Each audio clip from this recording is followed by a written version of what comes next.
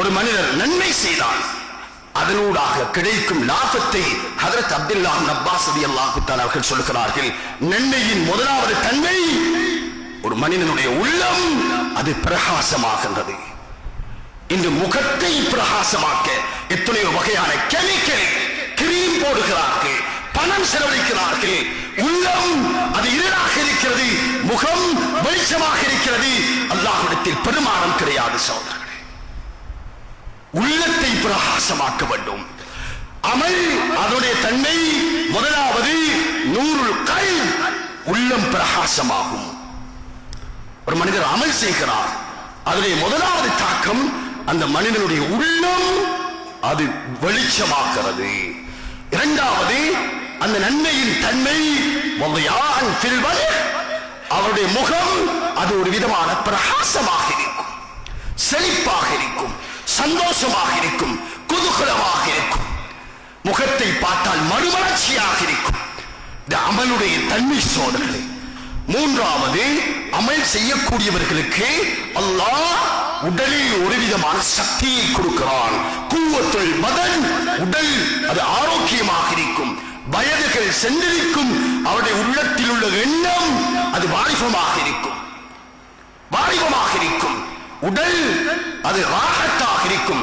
குவத்துல் பதன், உடம்பு அது பலமாக இருக்கும். இபாதத் உடம்புக்குரிய உணவு சோதர்களே.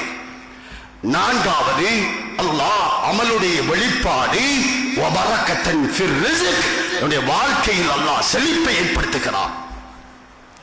ஐந்தாவது ஒரு மனிதர் இபாதத்தில் மூழ்குவாராக இருந்தார், இபாதத்துடையவராக இருந்தார்.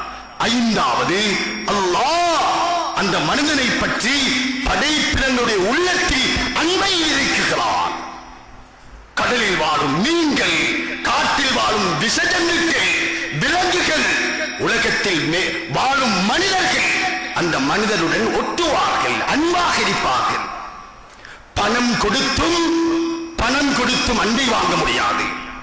அல்லாஹ் குர்ஆனில் சொல்லும் பொழுது லவ் அன்ஃபக்த மா ஃபில் அர்தி ஜமீஆ மா அல்லஃப்த பைன குலூபிஹிம் வலக்கின் அல்லாஹ் அல்லஃப பைனஹும்.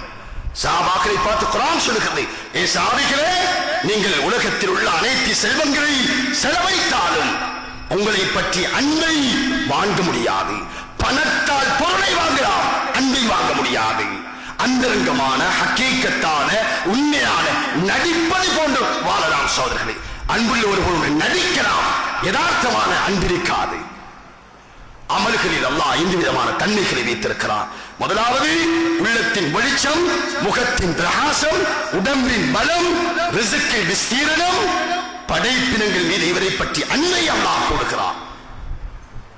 இதே போல ஒரு மனிதர் பாவியாக இருந்தால், தவறு செய்யக்கூடியவராக இருந்தால், தன்னுடைய வாழ்க்கையை பாவத்தில் கழித்தால் ஐந்து விதமான தண்டனைகளை அல்லாஹ் கொடுக்கிறார்.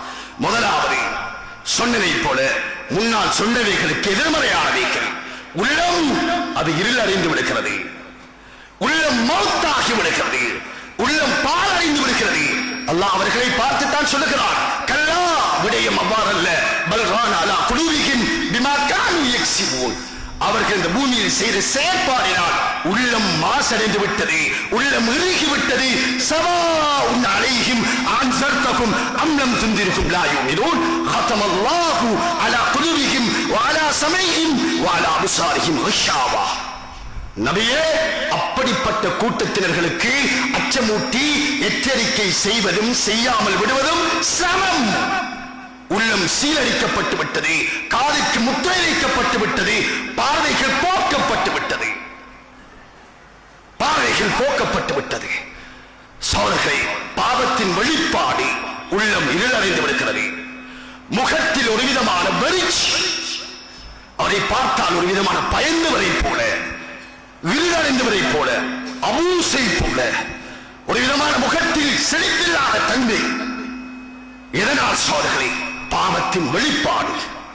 மூன்றாவது உடம்பில் பலகீனம், ஆள் பார்ப்பதற்கு சக்தியுள்ளவரை போலிருக்கிறார், தைரியம் இழந்த கோழையை போலிருக்கிறார், வயது குறைந்தவர், வயதை விட கூடிய நோய். இங்கு பார்க்கிறோம் சமூகத்தில், சமகாலத்தில் வாலிபர்கள், சிறியவர்கள் பரம்பரையில் கேள்விப்படாத நோய்கள், சிரமங்கள். சோதனை பாவத்தின் வெளிப்பாடுகள் மறந்து விடாதீர்கள். சொந்த கருத்தை சொல்லவில்லை. ரயீசுல் முஃபஸ்ஸிரீன் ஹஜ்ரத் அப்துல்லாஹ் இப்னு அப்பாஸ் ரலியல்லாஹு தஆலா சொல்கிறார்கள், பாவத்தின் வெளிப்பாடு உடம்பில் பலகீனம் ஏற்படும். எத்தனை நோய்கள், எத்தனை மருந்துகள், எத்தனை ரூபாக்கள். சோதனை நாலாவது, அல்லாஹ் பொருளாதாரத்தில் நெருக்கடி ஏற்படுத்துகிறார். இவர் உழைக்கிறார், ஓடுகிறார், சென்ற வருடத்தை விட இந்த வருடம் முதலீடு கூடுதலாக செய்கிறார். அவர் அழகுபடுத்துகிறார், டெக்கரேஷன் செய்கிறார், அவர் ஷோரூம் ஏற்படுத்துகிறார், எத்தனையோ விளம்பரங்களை கொடுக்கிறார். அத்தனை செய்தும் வாழ்க்கையின் நெருக்கடி, பஞ்சம், கஷ்டம். இருந்ததை விட செல்வம் வளர்ந்திருக்கிறது, ஆனால் நெருக்கடியாக இருக்கிறார். பாவத்தின் வெளிப்பாடு சோதனை. ஐந்தாவது, அல்லாஹு தஆலா இவரை பற்றி படைப்பினங்களிடத்தில் அல்லாஹ் ஒரு விதமான கோபத்தை ஏற்படுத்துகிறார். இவர்கள் என்றால் சபிக்க முடியாது, இவரை தாங்க முடியாது, அவரை அரவணைக்க முடியாது. இது இவருடைய செயற்பாடு அல்ல, இவருடைய பாவத்தின் வெளிப்பாடு. மக்களிடத்தில் அல்லாஹ் இவரின் மீது கோபத்தை ஏற்படுத்தி வருகிறார். சாதகை பெரியார்களே, நாம் இவைகள் இந்த படிக்க வேண்டியது. எல்லோரும் இக்காலத்தில் ஒரு விதமான ஹிஜ்ரத்தை பேசுவார்கள். நபி அலைஹிஸ்ஸலாம் அவர்கள் மக்காவில் இருந்து மதீனாவுக்கு சென்ற அந்த ஹிஜ்ரத்தை விட மிக முக்கியமான ஹிஜ்ரத், வாழ்க்கையை பாவம் என்ற அல்லாஹ்வுக்கு வெறுப்பான அதை விட்டு நாம் ஹிஜ்ரத் செய்ய வேண்டும். அதை விட்டு நாம் ஒதுங்க வேண்டும். அதற்காக விட வேண்டும். அதற்காக தொழிலை விட வேண்டாம். தொழிலை விடுகிறேன், பயணத்தை விடுகிறேன், பொருளை விடுகிறேன், கல்வியை விடுகிறேன், நண்பரை விடுகிறேன். இது ஹிஜ்ரத் சகோதரர்களே. நாடு துறப்பதை விட பாவத்தை விடுவதற்காக எடுக்கும் முயற்சி சிறந்த ஹிஜ்ரத் சகோதரர்களே.